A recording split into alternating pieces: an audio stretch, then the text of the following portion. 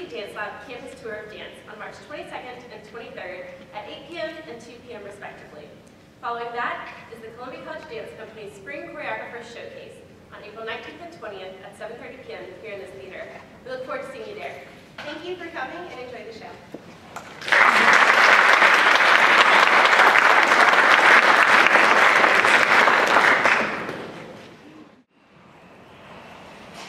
A story has no beginning or end. Arbitrarily, one chooses a moment of experience from which to look back or from which to look ahead. Stories cannot capture all of the senses the same way living an experience does. Stories are, however, vital to us and useful in many ways, as they allow us some form of sharing experiences with others. Even though the nuances of a story may change in each retelling, the importance of the story lies in the act of telling. In telling, you are passing knowledge of the past, you are learning how to process the world around you, and learning how to understand the reality of another person.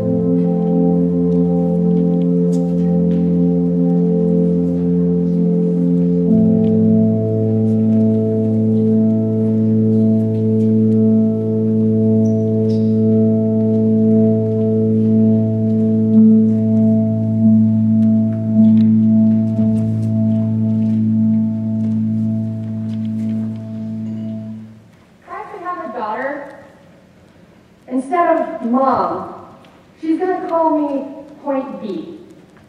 Because that way she knows that no matter what happens, at least she can always find her way to me. And I'm going to paint the solar systems on the backs of her hands. So she has to learn the entire universe before she can say, oh, I know that like the back of my hand. And she's going to learn that this life will hit you hard in the face. Wait for you to get back up just so it can kick you in the stomach. But getting the wind knocked out of you is the only way to remind your lungs how much they like the taste of air. There is hurt here that cannot be fixed by Band-Aids or poetry. So the first time she realizes that Wonder Woman isn't coming, I'll make sure she knows she doesn't have to wear the cape all by herself. Because no matter how wide you stretch your fingers, your hands will always be too small to catch all the pain you want to heal. Believe me, I've tried.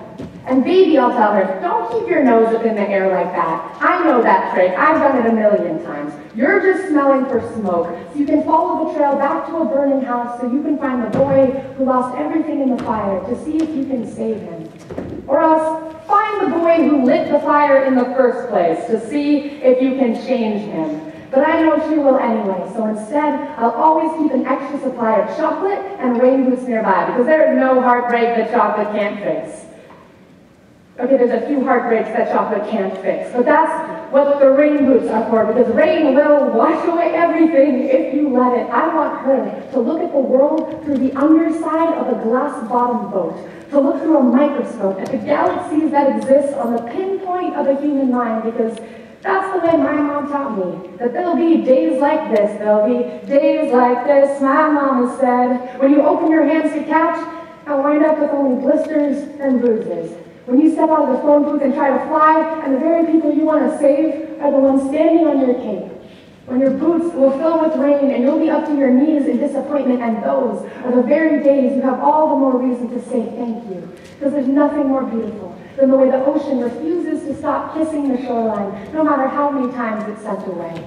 You will put the wind in win some, lose some. You will put the star in starting over, and no matter how many landmines erupt in a minute, be sure your mind lands on the beauty of this funny place called life. And yes, on a scale from 1 to over-trusting, I am pretty damn naive. But I want her to know that this world is made out of sugar. It can crumble so easily, but don't be afraid to stick your tongue out and taste it.